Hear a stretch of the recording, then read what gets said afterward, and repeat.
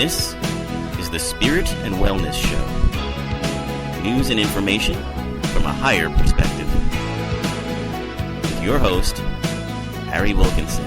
Hello, yes, welcome to the Spirit and Wellness Show. My name is Harry Wilkinson, and I am your host. And this is the show where we take a look at the events of the week, happenings in the news, politics, technology, the environment, the media, and we take a look at these things from a higher perspective.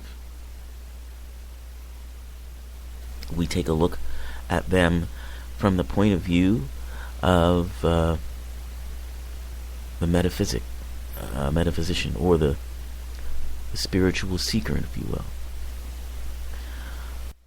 We look at the landscape around us,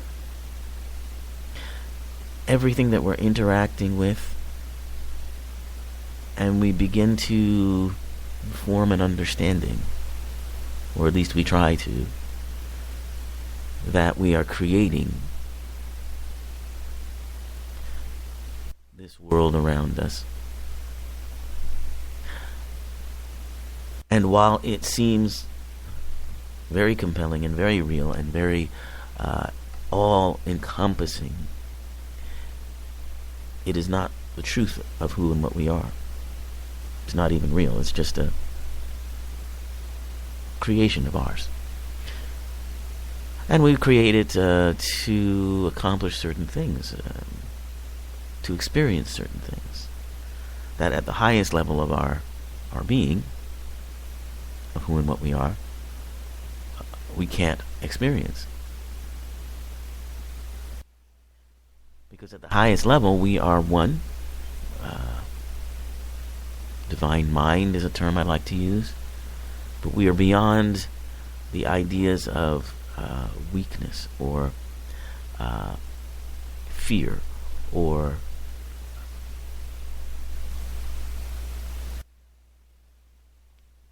any kind of idea of lack.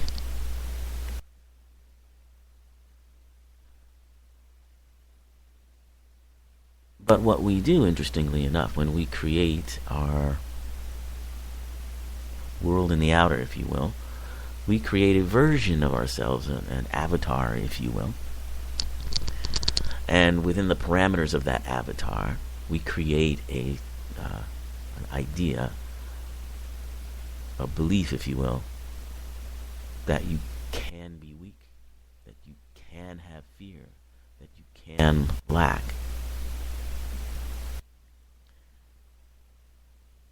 And I believe that we do this to experience those feelings and to reconnect with the truth of who and what we are. And so all of these situations that we face, when we look at the news and we despair of what's going on perhaps, or scratch our heads at the latest debacles, we can gain an understanding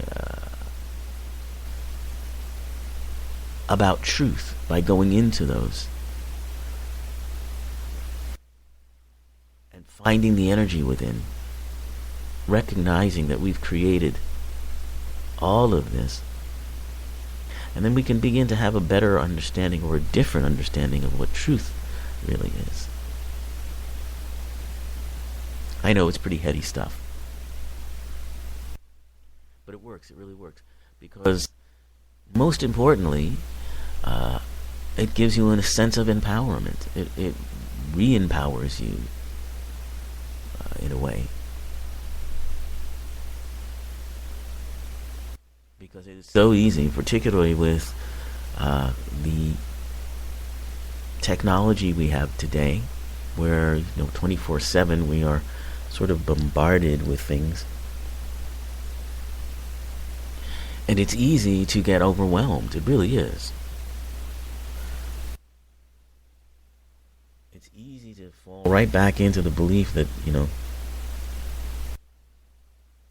things are out there happening to you.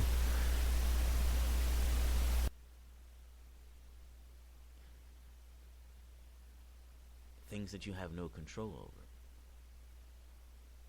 And certainly at a certain level, it certainly seems that way. But this kind of deeper understanding really helps to broaden and expand the self, and to recognize our ability to be the truth of who and what we really are. So enough said about that, I guess.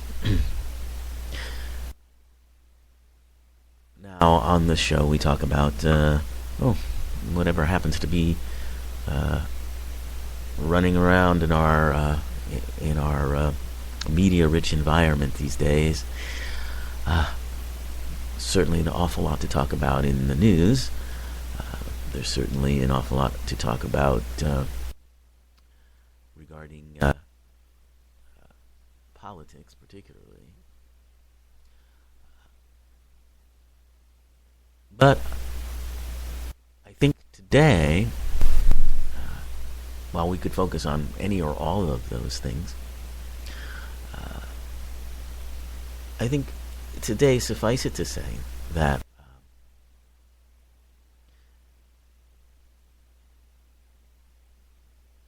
we are,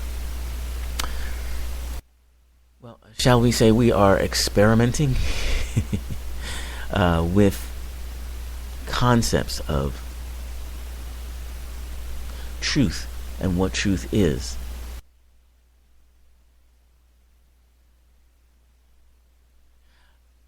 And what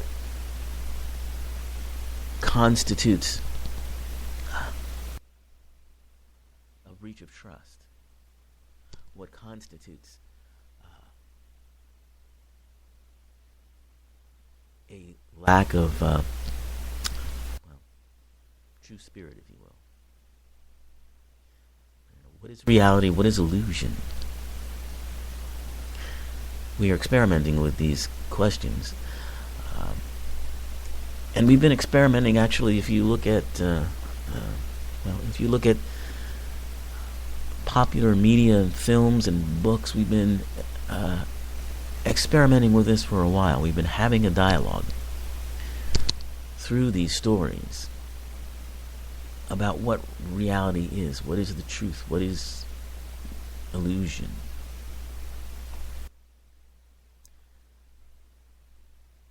And it's it's something that's been pretty steadily increasing in our, as I say, our popular media and books and things like that. Perhaps you can point to a movie called The Matrix, which came out in the late 90s, 1999, I believe. That was the year I began to notice movies talking about shifts in reality. And there were, besides The Matrix, which, if you're not familiar with it, it's a movie about a young man named Neo who discovers that the world that he's living in isn't real. It's an illusion. It's been created by computers. And a group of people take him out of that and show him what the world really is. And he's told that he is the one. He is the hero that's going to save the world and free it from being trapped in illusion. So that was an extraordinarily big success as a film, and spawned 2 sequels to further explore that idea. within that film, there are a lot of concepts that have to do with mysticism and Gnostic belief, all sort of combined in this story, which is, I believe, based on a graphic novel, comic book. But it was around this time, in 1999, when that movie came out, that I noticed a lot of other films were playing with the same idea. Because along those lines, you have The Sixth Sense come out, which is a story about a young boy who sees another kind of reality, another kind of world in which spirits exist. But the film is notable because it also shifts the audience's reality. And I suppose I won't give the ending away in case there's somebody out there who hasn't yet seen the film. But the way the film is directed or misdirected, it makes you realize that what you see isn't always what you think it is. So you had that, and then around the same time you had another movie called Fight Club, again playing with the idea of what's real, what isn't.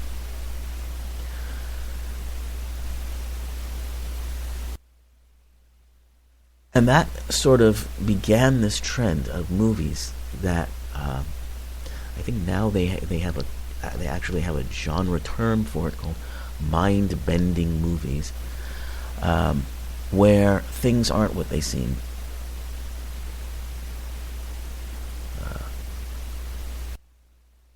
Things are illusions,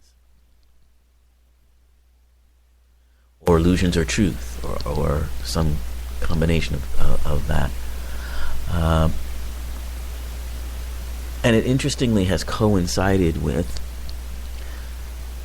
the explosion of digital technology, which has allowed films and television to create worlds and present visuals in a way that it could never be done before. And because of this, we're able to look at things or have visual depictions of things that otherwise would be more esoteric, more something that you just experience in your mind. But now we have the digital technology that allows us to render that and make it be seen.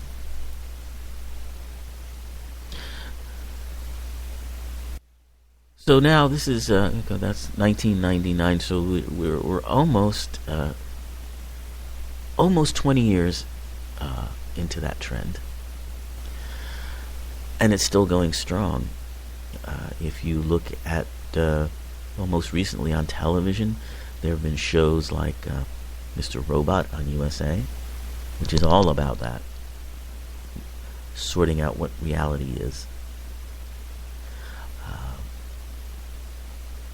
One of the popular trends now, in the past year or so, is time travel and changing reality by traveling through time. And what is time anyway? And what is the reality of that? Of course, Doctor Who is a series that has been exploring that for many, many, many years. But I suppose that the large popularity of Doctor Who in this country over the past couple of years has led to development of more projects that look at time travel in that kind of way. So these trends of exploring what truth is, what reality is, and how there's more to it than